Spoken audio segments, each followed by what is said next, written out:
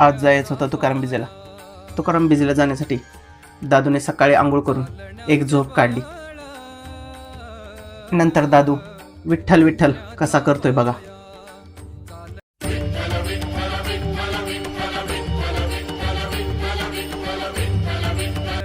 तोपर्यंत आमचा कार्तिक आला.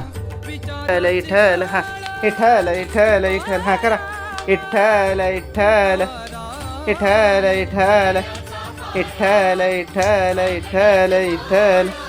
तोपर्यंत बबलू आणि प्रतीक्षा तुकाराम बिजेला जाण्यासाठी नटून थटून हजर झाली होती. नंतर प्रतीक्षाने असल्या उकाड्यात कार्तिकला टी शर्टवर शर्ट घातला. तर इकडे बबलू कार्तिकची छोटीशी सायकल चालवण्याचा प्रयत्न करतोय. व्हिडिओ काढायचं म्हटलं की कसा लाजला बघा. दादूची मम्मी दादूला कपडे घालते.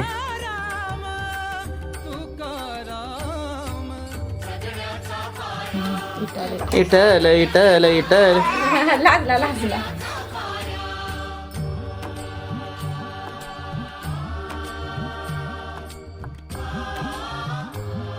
दादूच्या आजोबांनी त्याला शिकवलंय विठ्ठल विठ्ठल करायला.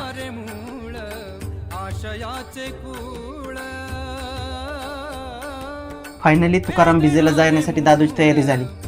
मी, कार्तिक आणि दादू सगळे रेडी झालो तुकाराम बिजेला जाण्यासाठी. दादूची मम्मी पण तयार झाली. तुकाराम बिजेमध्ये पोहोचलो.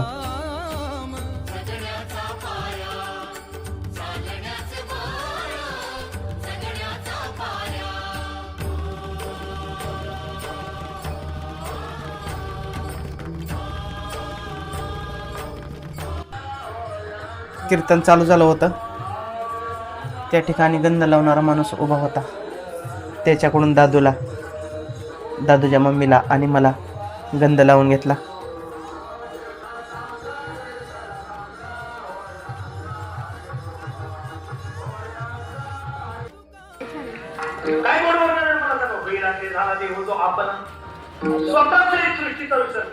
नंतर देवदर्शनासाठी गेलो.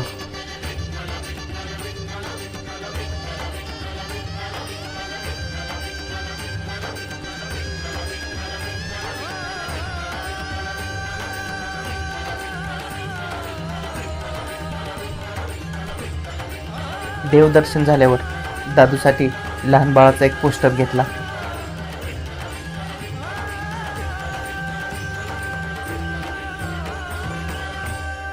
नंतर यात्रेत फिरताना तनिष भैया आणि बबलू दिसले. दोघांचं म्हणणं होतं की आम्हाला पण दादूच्या व्लॉगमध्ये घे. यात्रेमध्ये फिरताना मोठी मम्मी, आंटी, आजी आणि आत्या दिसल्या.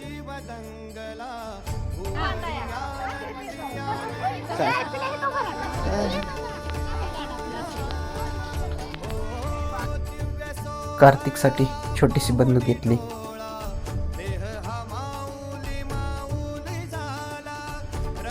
दादूसाठी 2-3 टोप्या घेतल्या, पण दादू एकही टोपी डोक्यावर ठेवेना.